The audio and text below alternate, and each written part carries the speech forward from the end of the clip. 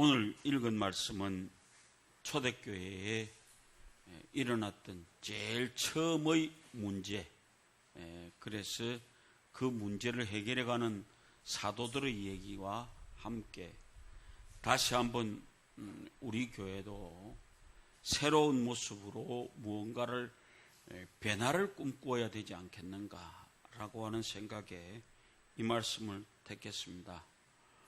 지금 우리가 살고 있는 시대를 불확실성의 시대다, 이런 얘기를 합니다. 그러니까 혼잡스럽고 무언가 뭔지를 제대로 알지 못하고 그렇게 살아가는, 아마도 이 세상의 끝날이 어떻게 갈 것인가라고 하는 막연한 기대 속에서 살아가고 있는 것 같습니다. 그러나 분명한 것 하나는 마지막은 온다라고 하는 것입니다.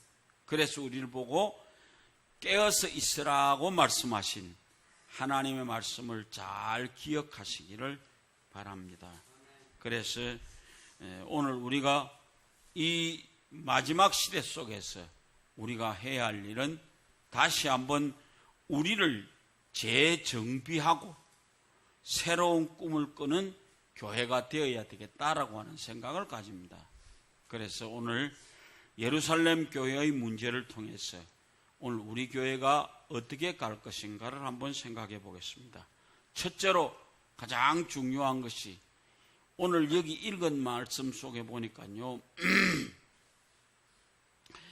유대파 유대인들이 자기의 가부들이 그 매일 구제에 빠짐으로 히브리파 사람을 원망했다라고 하는 얘기를 합니다. 그런데 예루살렘 교회의 모습은 두 종류의 사람이 예루살렘 교회를 이끌고 가고 있습니다. 하나는 원래 이 속에 살고 있던 사람, 그 사람들을 흔히 말해서 히브리파 사람입니다. 그러니까 히브리어를 쓰고 있으면서 히브리파 사람들입니다. 그리고 하나는 오순절 마가요한의 다락방이 이루어지면서 오순절에 엄청난 역사가 일어나니까 그 속에 들어왔던 사람입니다. 그 사람들은 헬라어를 쓰고 있는 사람. 그러나 물론 히브리어는 알아듣습니다. 그러나 헬라어를 쓰고 있는 사람들이었습니다. 그러니까 히브리파 한 팀, 헬라파 한 팀, 그 둘이가 같이 이렇게 한 교회 속에 살고 있었다라고 하는 겁니다. 그들을 중심으로 해서 교회가 성장하고 부흥하게 되어졌습니다. 그런데 어느 정도 되었을 때 문제가 발생하기 시작합니다. 뭐 땜시 묵는 것 때문에. 왜 한쪽은 많이 두고 우리는 잘 안 주느냐, 이런 얘기예요. 그러니까 우리가 생각할 때는 진짜 웃기는 얘기입니다. 세상에서 묵는 것 갖고 싸우는 사람처럼 알라 같은 일이 어디 있어. 그런데 까놓고 얘기해서요, 살아가는 데서 이 먹는 것 때문에 싸우는 거는 너무나 당연한 얘기입니다. 너무나 당연한 얘기. 저쪽에 가는 게 꼭 많은 것 같아, 내보다. 그러다 보니까 불만을 가지게 되는 겁니다. 그러니까 와, 저쪽은 많이 주고 우리는 작게 주느냐, 이렇게 되어지면서 문제가 발생하게 되어졌습니다. 그래서 이때에 사도들이 교회를 재정비하려고 마음먹습니다. 우리 교회도 제일 먼저 가져야 될 것이 교회의 재정비가 필요하다라고 하는 것입니다. 교회라고 하는 단체는요, 군대보다 더합니다. 군대도 온갖 전국 팔도에서 다 모였기 때문에 억수로 별납니다. 그런데 교회는 그 사람보다 더합니다. 온갖 팔도에서 다 모였습니다. 그리고 전부가 자기 나름대로 잘났습니다.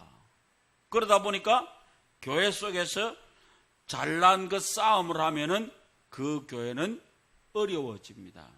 그런데 여기 보면 이때에 사도들이 교회를 어떻게 하면 바로 정리할 수 있겠다 해서 집사를 세웁니다. 7명 집사를 세웁니다. 그런데 이 7명의 집사들을 그 사람들이 세우면서 하나 멋있는 일을 합니다. 근데 보면은요, 여기 나오는 사람들의 이름이 대부분 다 이름들이 헬라어 속으로 쓰고 있습니다. 그런데 당시 제일 주류를 이루고 있는 사람이 뭐라고요? 히브리파 사람들이에요. 그런데 히브리파 사람들이 헬라 사람들을 높이 올려주는 것입니다. 그러다 보니까 헬라파 사람들이 이 사람들이 우리를 생각해 주는구나 라고 하는 것이 되니까 교회가 정비가 되어져 가는 겁니다. 우리 교회도 가져야 될 일이 뭐냐? 우리는 특히 특별한 존재들이 모였습니다. 이게는 보통 교인들이 20년 내지 30년 되어진 교인들이 주류를 이루고 있습니다. 그런데 새로운 교인이 오면은 상당히 힘듭니다. 이 자리에 누군가 들어와서 자리를 잡고 앉으려고 그러면은 상당히 힘듭니다. 그래서 제가 이제 여기 만덕으로 이사를 오신 여러분들, 우리 자리를 비켜줄 줄 아는 사람들이 되기를 원합니다. 새로 오는 교인, 그들을 맞아들이고 자리를 비켜주고 이렇게 되어지는 일을 해야 되는 것이다. 이게 우리가 가져야 할 정비입니다. 우리들의 마음이 바로 되어지기를 원합니다. 히브리파 사람들 적었기지만도 헬라파 사람들에게 자리를 비켜주는 그런 모습을 우리는 한번 볼 때에 얼마나 멋있는가라고 하는 것입니다. 그래서 우리도 조금은 스스로 모든 것을 자리를 내어놓고 새로 오신 분들도 맞아들일 수 있는 그런 모습들이 이루어지기를 원합니다. 두 번째로, 우리의 생각과 마음과 생활을 재정비하십시다. 성경을 읽다가 아주 재미있는 것을 발견하는데요. 오늘 여기서 우리가 다시 한번 생각합니다. 5절 말씀 보면 온 무리가 이 말을 기뻐하여 믿음과 성령이 충만한 사람, 스데반과 또 빌립과 브로고로와 니가노와 디몬과 바메나와 유대교에 입교한 안디옥 사람 니골라를 택했다. 이 사람들 이름이 전부 헬라식 이름입니다.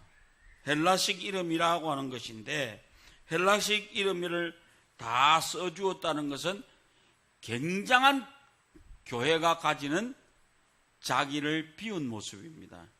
그래서 오늘 우리는 헬라파 이름 함께 써주는 것이 뭐이 그리 대단한가 라고 생각할는지 모르지만 우리 교회도 이제 우리는 많은 것을 가졌습니다. 그러므로 새로 오는 교인들에게 우리 모든 것을 비워줄 수 있는 그런 마음들이 정비되시기를 바랍니다. 그러니까 생각, 마음 다 생활까지 정비할 수 있는 사람이 되기를 원합니다. 생각과 마음은 비슷한 것 같지만은 아닙니다. 그렇잖아요? 마음이라고 하는 것은 감정이나 생각, 기억 따위가 깃들어지면서 있는 곳이 마음이라고 합니다. 그런데 생각이라는 것은 헤아리고 판단하고 인식하는 것, 그런 정신작용을 얘기합니다.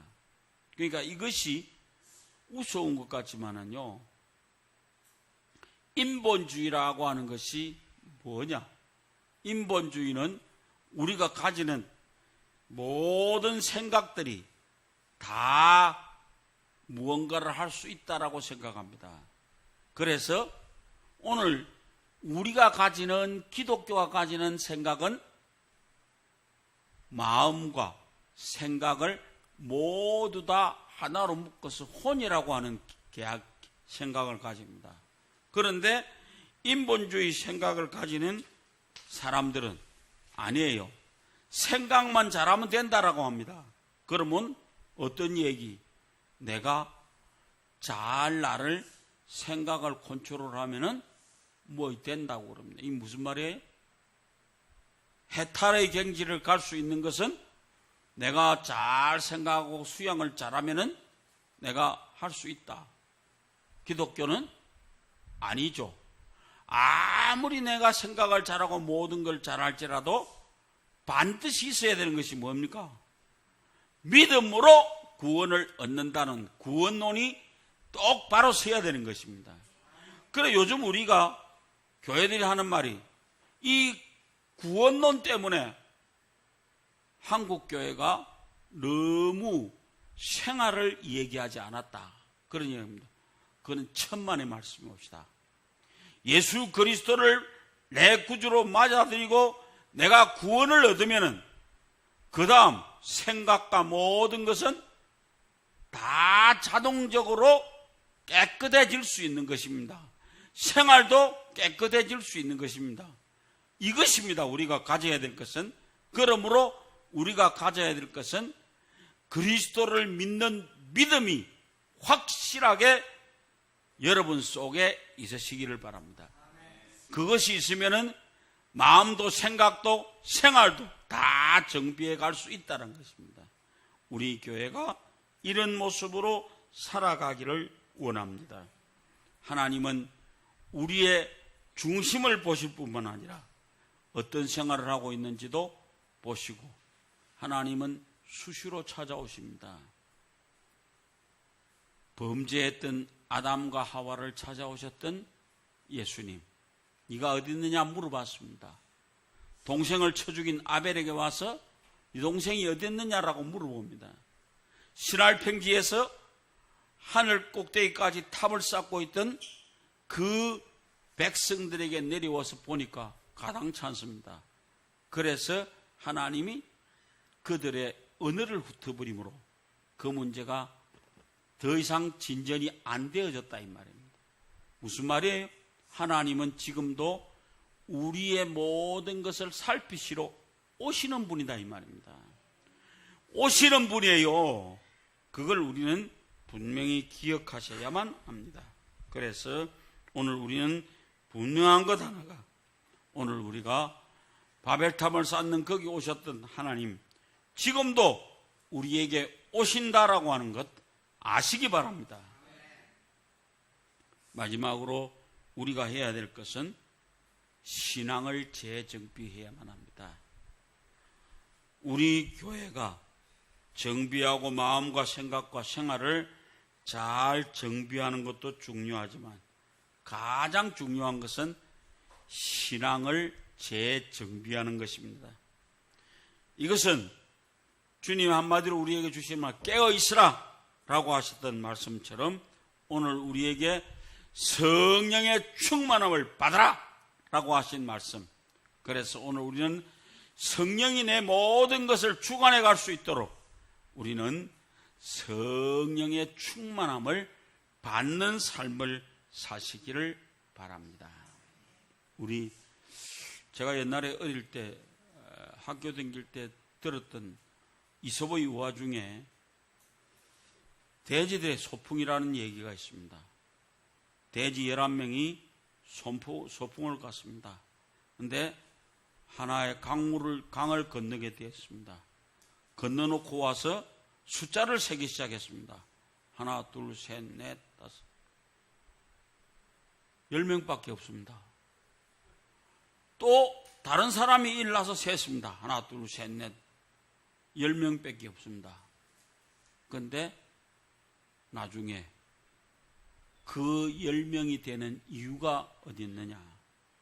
자기를 뺐다 이 말이에요. 내는 빼고 니만 세다 보니까 자동스럽게 나는 빠져버린 겁니다. 오늘 우리가 내가 나를 빠지고 사는 사람은 아니냐 이 말이에요. 다시 한번 생각해 보시기 바랍니다. 나를 돌아보는 교훈들을 생각해 가시기를 바랍니다. 그래서 신앙생활이라는 것은 눈에 보이지 않는 악한 영들의 방해와 유혹이 있기 때문에 항상 자신을 돌아보아야만 합니다. 항상 자신을 돌아보기를 바랍니다. 그래서 오늘 우리는 한국교회가 가지는 것 중에 중요한 것은 사람이 중요합니다. 그래서 오늘 우리가 가장 중요한 위치에 있다라고 하는 것을 기억하시고 나는 빼고 살지 말고요. 나도 넣고 사시기를 바랍니다. 그렇게 돼서 오늘 우리가 건강한 변화를 꿈꾸는 아름다운 교회를 우리가 만들어 가야 되지 않겠습니까? 그래서 우리 참빛교회가 진정으로 변화를 받은 교회가 될 수 있도록 네가 아니고 누가요? 내가 먼저 변화를 받는 아름다운 삶을 사는 여러분들 되어지시기를 주의 이름으로 부탁을 드립니다.